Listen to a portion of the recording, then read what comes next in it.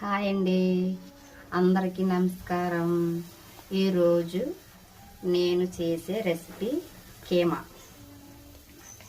Keema curry చేస్తున్నానండి. కావలసినవి కీమా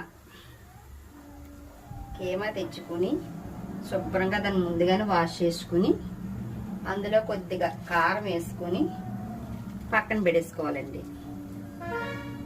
పక్కన పెట్టేసుకున్న తర్వాత గ్యాస్ మీద పెనం పెట్టుకుని అందులో ఆయిల్, కీమా అంటే కొంచెం ఆయిల్ ఎక్కువ పడుతుందండి. ఒక 6-7 స్పూన్లు వేసుకోవాలండి.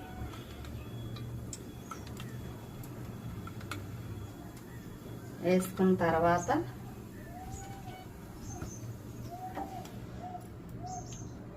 అందులో పచ్చిమిర్చి 3 కట్ చేసుకున్నాను పొడవుగా. ఆయిల్ వేడెక్కిన తర్వాత పచ్చిమిర్చి వేసేయాలండి.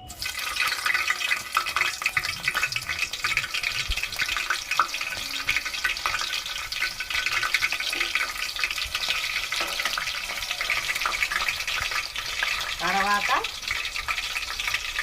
ఆనియన్స్ 3 కట్ చేసుకున్నానండి పెద్దవి, అవి కూడా యాడ్ చేసేయాలి.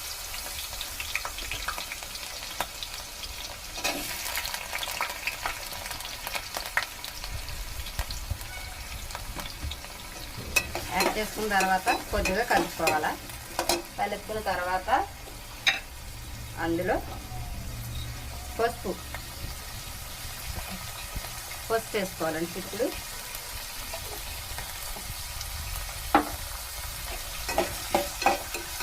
మళ్ళీ బాగా కలుపుకోవాలి ఏదాకా. ఇందులో సాల్ట్ కూడా యాడ్ చేసుకుంటే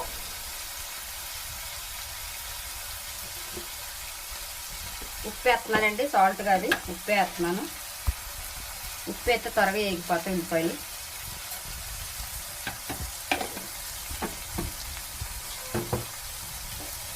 బాగా కలుపుకొని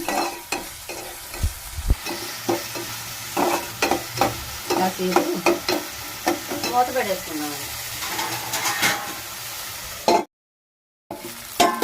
మూత తీసిన తర్వాత బాగా మధ్య చూడండి, కొంత బాగా మధ్య ఇలా మగ్గిన తర్వాత ఇందులో కీమా యాడ్ చేసుకోవాలి.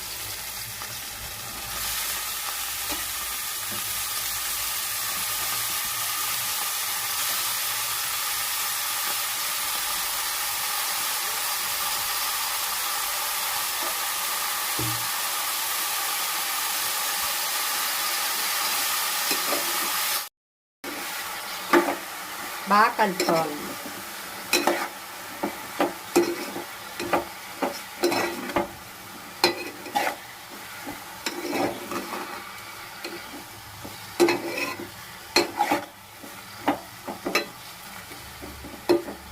బాగా కలిపిన తర్వాత ఒక 10 నిమిషాలు కొంచెం మంట తగ్గించుకుని మూత పట్టేసి వదిలేయాలి.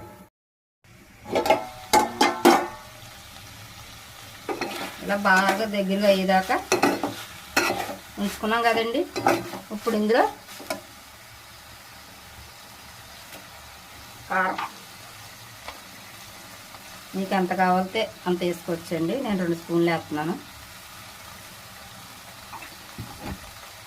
ఇందులో కొంచెం కారం ఎక్కువ ఉంటేనే కొంచెం బాగుంటుందండి.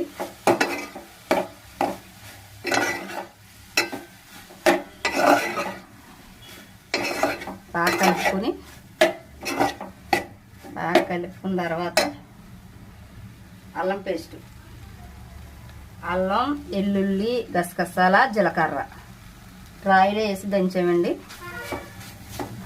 అది కూడా వేసుకోవాలి. వేసుకొని బాగా కలిపి ఇంకొక 5 నిమిషాలు మూత పెట్టేసి ఉంచాలి. చూడండి దగ్గరగా బాగా అయింది.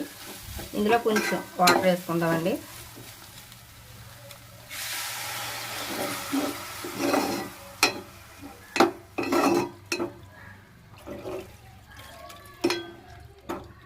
వాటర్ ఎక్కువ వేసుకోవాలండి, ఎందుకంటే నేను కుక్కర్లో కాదు కదా వండుతా, అది మూకుట్లో వండాను కాబట్టి కొంచెం వాటర్ ఎక్కువే పడుతుంది.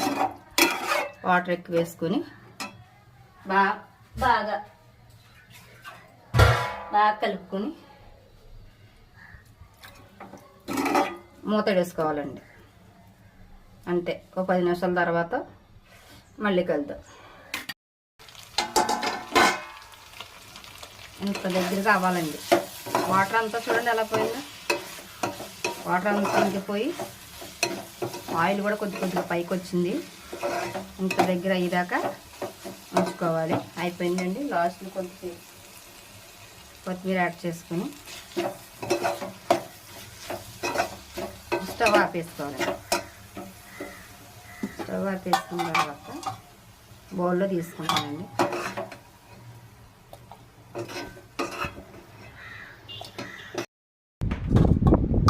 తీసుకుంటా లాస్ట్ కొత్తిమీరతో గార్నిష్ చేసుకుంటే కీమా కర్రీ రెడీ.